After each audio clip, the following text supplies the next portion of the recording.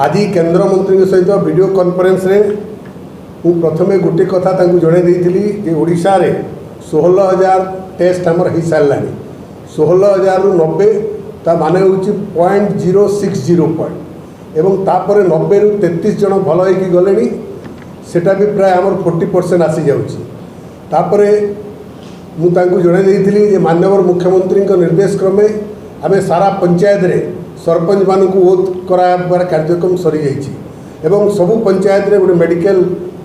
रे जो माने रहिबे क्वारंटाइन रे तांकर व्यवस्था करा जाउची 5 जणिया कमिटी करा जाइए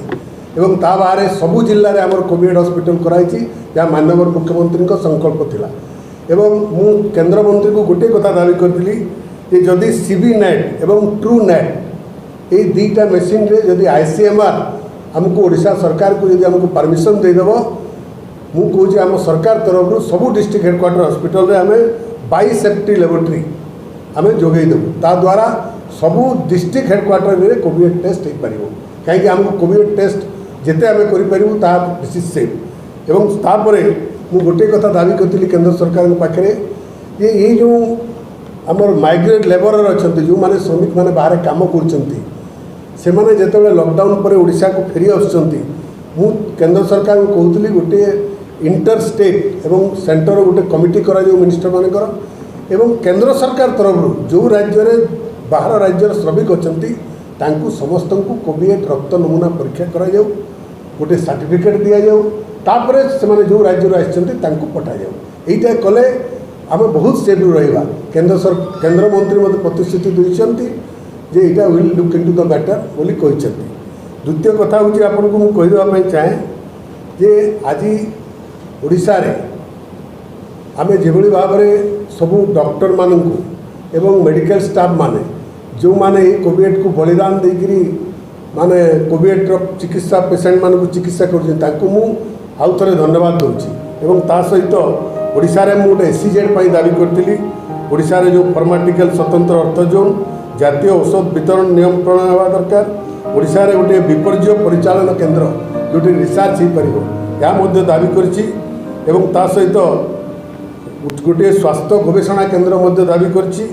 एवं जातीय फार्माटिकल गवेषणा केन्द्र प्रतिष्ठा हवा दरकार एवं नूतन जातीय मानव संबल परिचालन नियम अणाଯିबा आवश्यक ये सब विषय आज केंद्र सरकार सहित आलोचना होता एवं मोर दृढ़ विश्वास जे ओडिशा रे जहाँ आम दावी करूँ एवं रैपिड टेस्ट जोटा बंद कर दिखाई ताहा बंद आग को हेब ना ना से कथा पचारि से कहते किसी दिन भितर आम जनईदेव तेणु आज मुझे समस्त को पुणी ओडिशावासी को धन्यवाद दूसरी जे से माननीय मुख्यमंत्री आह्वान क्रमे जहाँ से संकल्प नहीं जहाँ आह्वान देती ताकू सफलतार सहित समस्त जाजपुर खोर्धा जाजपुर बालेश्वर भद्रक ओडिशा रे तो आज आम लॉर्ड जगन्नाथ को कृपारू एवं माननीय मुख्यमंत्री सफल नेतृत्व पाई आम गोटे पोजिशन अच्छु किंतु ये जो कथा आप उल्लेख कर देखा look into the matter and examine and will get it sir Covid परीक्षा कथा हूँ सटडाउन हो रोगर कौन औषध ना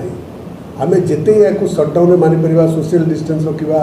एवं सबूक वेस्ट बेंगल नहीं आम देखुचु अलरेडी निर्देश दि जाइए विभिन्न डिपार्टमेंट को जमी बॉर्डर आउ कहीं आम ओडिशा को न आसती मुझे भावुची एति प्रतिषेधक नेलापर निश्चित भाव में यह कम दब एवं आउ आम जो सरपंच मानकर कर सब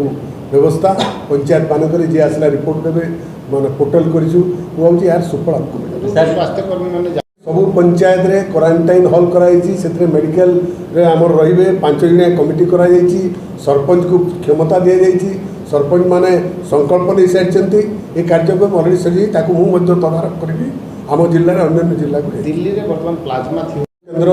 मंत्री को अनुरोध करूँ सबू मेडिकल कॉलेज आम प्रथम